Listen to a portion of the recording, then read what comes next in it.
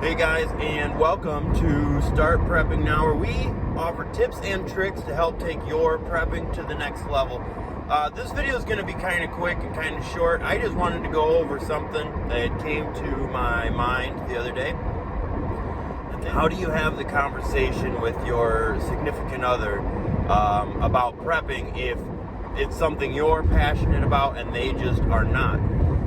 And I think this answer is interesting. I think the whole process is kind of interesting because if it's something, and this is going to be true for pretty much everything in life, but if it's something you're passionate about, something you truly believe in, you're convicted to prepare to protect yourself, your family, your loved ones, your community, how do you maybe convince is the wrong word, how do you explain it to your partner in a way that will hopefully light a fire for them as well, and if not, at very least, offer their blessing to you.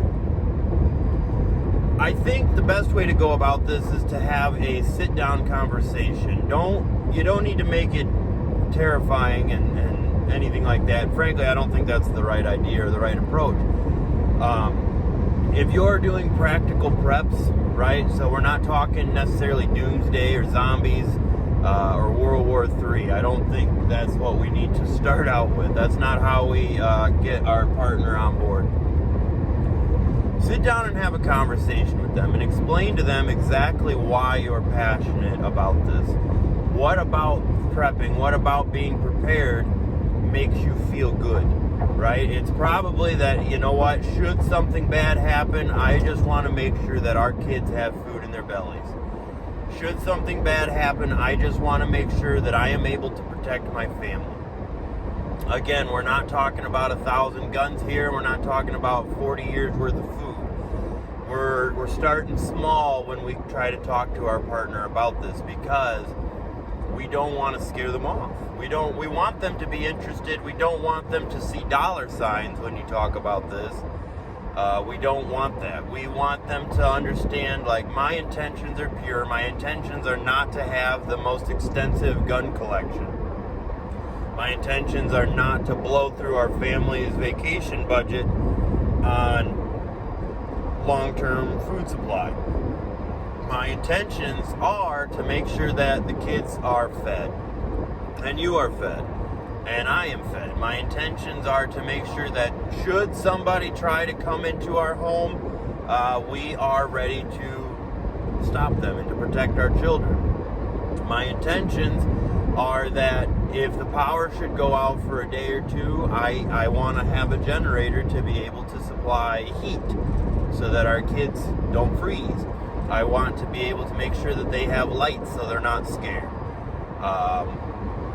That's how I would go about it. I would sit down and maybe make a little list. Write out a script. That doesn't necessarily mean you need to take your script into the meeting with your partner. But practice. Practice this conversation because you know there's going to be objections. If you have to sit down and explain to your partner why you're passionate about this, then there's probably already objections. And it may be some of the objections I just named off.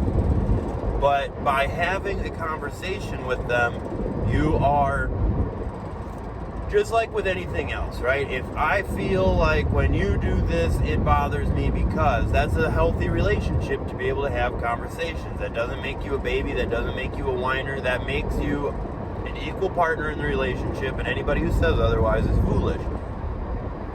But if you and your partner are equal, as you should be, then you owe it to yourself and your partner to have this conversation, whether it's an easy conversation or not. With that said, you need to be prepared for your partner to still not be on board after expressing your concerns, and that's okay. Then, if that is the result where you guys sit down and your partner just says, you know what, I'm still not on board, I think this is silly, I think this is foolish, I think you're worried about nothing, you have to be able to accept that, and then you have to come up with a compromise. Okay, I understand that you don't believe what I'm doing is worthwhile, or what I'm trying to do is a normal thing, so how about this? And then you come up with a compromise, right? Maybe it's that I'm going to, if with your blessing, of course, don't just tell them this is how it's going to be, because that's a quick way to start a fight. But you should sit down and say, okay, well then how about this?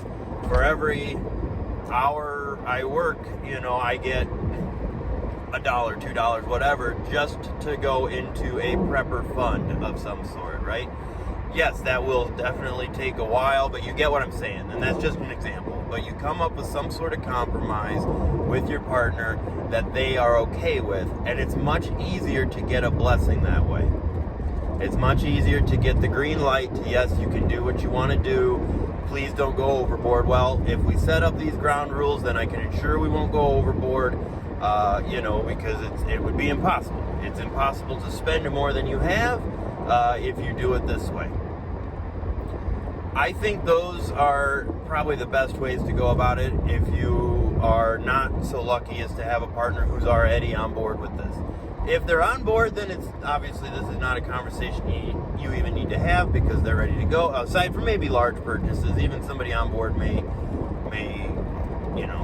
have a hard time with large expensive purchases, depending on how your family operates, finances and stuff. But I think this is the best way to go about it.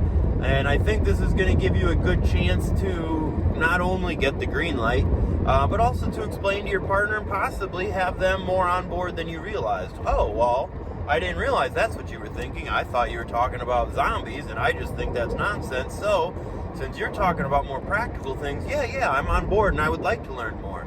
And from there, you can start sharing books and sharing knowledge that you have gathered, and let them find the knowledge for themselves rather than you just tell them that's how it is. I think that's a super way to get them going, get them involved if they, progress that way. And then again, if they don't, then you kind of try to come up with some sort of compromise. And again, you have to be willing to compromise. You can't just say, well, I'm sorry you don't like it, but that's what it's going to be. Because that's not an equal relationship. That's a dictatorship. Whether you're the one bringing in the money or they are, if you guys are together, then chances are it's all shared pool of funds and pool of time, right? If you've got kids and stuff, you have to be able to plan for that. How am I going to do this without taking time away from the family, or without taking large amounts of time away from the family? How can I involve the family? Come up with these things. Just in case they're still not on board after your conversation, you're prepared to say, okay, I had a feeling you may feel this way, and I've actually come up with a plan to kind of counter this. So this is what I'm thinking. Now, what do you think? And be open-minded, just like you would wish them to be. I don't know if this truck's coming over or not. Anyway, guys, like I said, it's going to be a little bit of a short one. I just wanted to put this out there because I don't know, it popped in my mind, and I assume this is probably somebody's trouble, and I thought, you know what, let's see if we can address that. Let me know in the comments if that worked. Let me know if you think this is a good way to go about it, and also if you have not subscribed to the channel already, please consider subscribing so we can help take your prepping to the next level. Until next time, happy prepping.